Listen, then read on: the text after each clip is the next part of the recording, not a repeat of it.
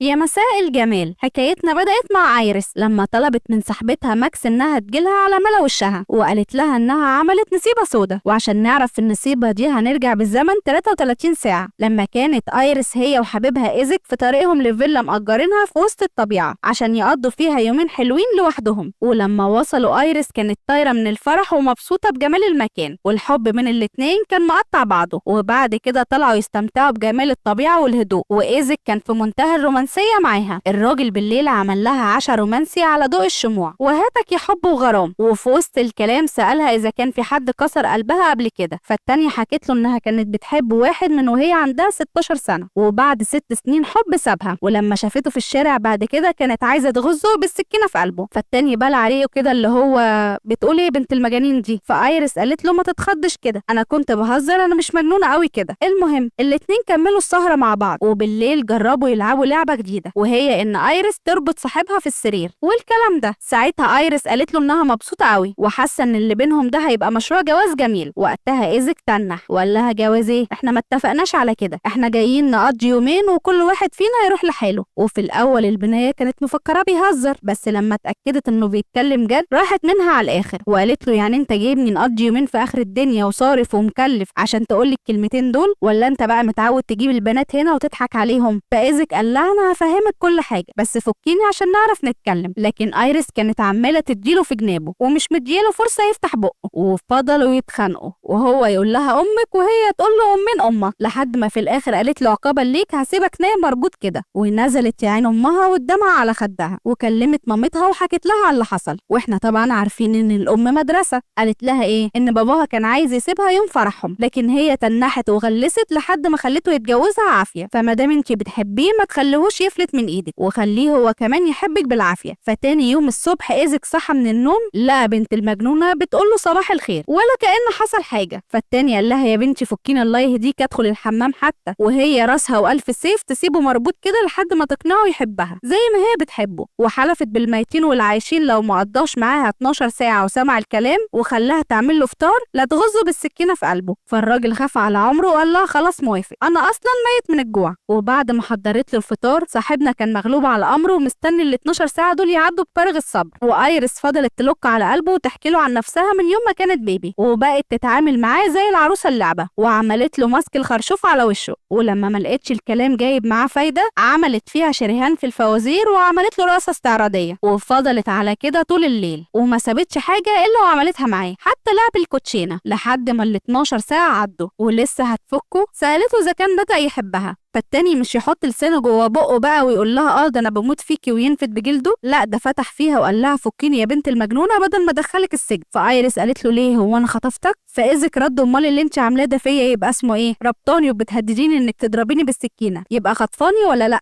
صاحبتنا سمعت الكلمتين دول وانهارت، ونزلت اتصلت بصاحبتها ماكس اللي كانت في اول حكايتنا وحكت لها على اللي حصل، وقالت لها ما تجيبش السيره لحد. بس الفالحه كانت جايبه صاحبها كيني هو كمان معاها، وكان حاسس ان في حاجه مش مظبوطه بتحصل بين جوز المجانين دول، فقال لهم ان هو طلع الحمام. وفضل يدور لحد ما شاف ايزك مربوط مربعا في السرير، والتلاتة قعدوا مع بعض يشوفوا حل للنصيبه دي. وبما ان كيني خبير في القانون قالك انهم لو فكوه وراح بلغ فيها على الأقل 5 سنين سجن. مش بس الأيريس، ده هو وصاحبته يعتبروا كده مشتركين في الجريمة. فماكس العبقرية بتاعتهم قالت لهم أنا عندي حل، نديله ضربة على دماغه ونجيب له ارتجاج مؤقت وننفد بجلدنا. وإيزك كان سامع اللي التلاتة بيقولوه وكان ميت في جلده. وبعد كلام كتير قرروا إنهم يعملوا له أكلة ويروحوا يتكلموا معاه بالذوق. ولما ما لقوش فايدة ماكس اتصلت بواحدة قريبتها وعرفت منها حل عبقري، وهو إنهم يعملوا خلطة سحرية ويشربوها لإيزك تخليه ينسى آخر يومين قضاهم مع ايريس. وبدأ جوز المخابيل يعملوا الجرعة السحرية، وطلبوا من كيني انه يشربها له على اساس انه عمل له مشروب يهدي اعصابه. وفعلا كيني فضل ياخد ويدي معاه في الكلام وشربوا الجرعة السحرية زي الاهبل. واول ما نام ايريس راحت تنام جنبه ولا كأن حصل حاجة. وتاني يوم الصبح المعجزة حصلت، وصاحبنا صحى من النوم دماغه انضف من الصيني، والكل اللي كان فاكره انهم كانوا بيلعبوا لعبة مع بعض وعشان كده هو مربوط. فايريس اطمنت وفكت له الكلبشات، والراجل اخيرا دخل الحمام وهو وهو طالع اتفاجئ بماكس وكيني، والاتنين قالوا له انهم كانوا عاملين له مفاجأة وجايين يقضوا الاجازة معاه، والدنيا كانت حلوة وكلهم نزلوا يحضروا الفطار مع بعض. وايزك قال لهم انه كان جايب ورد الايرس في العربية وملحقش يديهولها، فاخد المفاتيح وطلع. ساعتها البنتين كانوا طايرين من الفرحة عشان السحر بتاعهم نجح، لكن كيني كان شايف ايزك وهو طلع يجري واخد العربية وفلق يا جدع. معنى كده انه لا فقد الذاكرة ولا نيلة. وطلع المعلم كان سامع الاتفاق اللي بيدور بين التلاتة، وعمل التمثيلية دي عشان ينفد بجلده. وقتها اصحاب ايرس طمنوها وقالوا لها انه ممكن يطلع ابن حلال وما يبلغش البوليس ويروح على بيته. لكن اللي حصل ان صاحبتنا جالها تليفون من ضابط بيقول لها ان العربية بتاعتها عملت حادثة على الطريق ومفيش فيها حد، فاخدت اصحابها وراحت تدور على ايزك في كل مكان لحد ما لقيته متخرشم في وسط الغابة. فاتصلت بعربية الاسعاف وفضلت جنبه